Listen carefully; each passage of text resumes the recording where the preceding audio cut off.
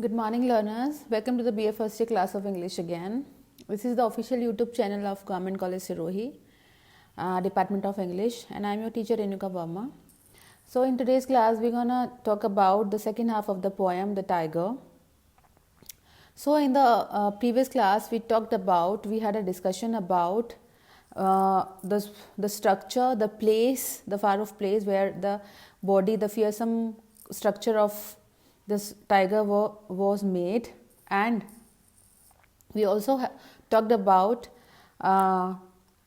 the craftsmanship and the skills of its creator. So, in the second half of the poem, the speaker again directly addresses the tiger and he wonders about the tools the tiger's creator must have used, and imagining that the tiger's brain was created in a forge. So, he imagines that his tiger's brain was created in a forge where the metals are molded in different shapes. So, he imagines that his tiger he creates the image of a forge where the deadly structure and the tiger's most active brain was created.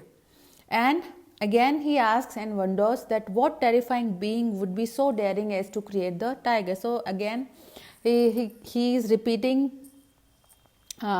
his bewilderment and his wonder about his creation, about who dared to create the tiger. So, what terrifying being would be so daring as to create the tiger? So, he asks that the craftsman and the skillful creator must have been a very terrifying being, a very immortal, terrifying and most powerful being who dared to create its body, its structure, the fearsome structure of a tiger. Then the speaker mentions a time when the stars gave up the weapons and rained their tears on heaven.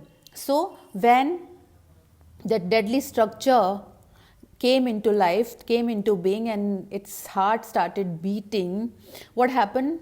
He imagines that the stars must have given up their weapons and rained their tears on heaven when such deadly creation came into life. When the tiger's body and his structure, the tiger was made, what would have happened? He imagines that even the stars gave up their weapons and rained their tears on heaven. So, even stars started weeping on such a deadly creation.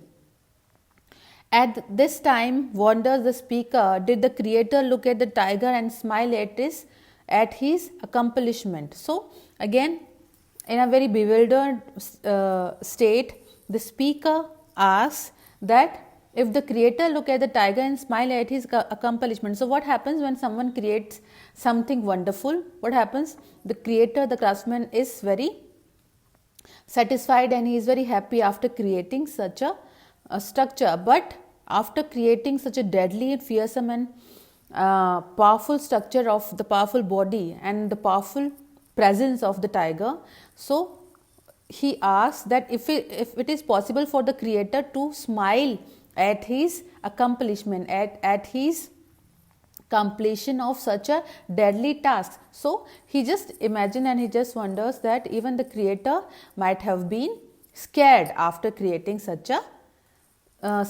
body and such a creature. So, it is not possible. He just wonders that it's not possible for the creator to look happy and to smile at his composition, at his accomplishment of making a tiger, making such a deadly creature. And in the same vein of wonder, again he asks that, and was the tiger made by the same creator who made the lamb? So, in his songs of experience and songs of innocence, the poet also talks about, William Black also wrote a poem about the lamb, where he talks about his innocence and purity, in the poem The Lamb. So, he wonders that who made the tiger. So he just asks himself that was the tiger made by the same creator who made the lamb? So is it possible for the same immortal being to create such a deadly and fearsome creature who made the most beautiful and most innocent creature like a lamb? So he just asks that the immortal and the most powerful hands and the most powerful craftsman that created the tiger, the fearsome and the powerful structure, the scary structure of the tiger, that kind of a craftsman and that kind of a creator could even imagine making a lamb also. So he just wonders that how a creator could make two different and two very contradictory creatures like a lamb and like a tiger. So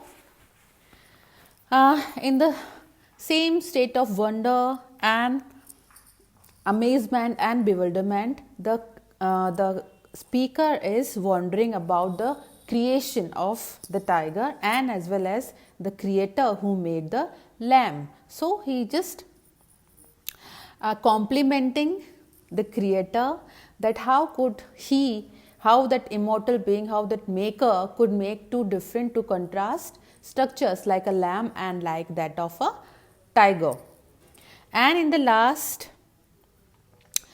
stanza of the poem, the speaker addresses the tiger again, this time wondering not just who could create his fearsome beast, but who would dare. So again, in the earlier stanzas, he just imagined and wondered that who could have created such a fearsome structure. But in the last line, he just asked himself that who could create this fearsome beast? Who could even dare to think about, to imagine about such a creation?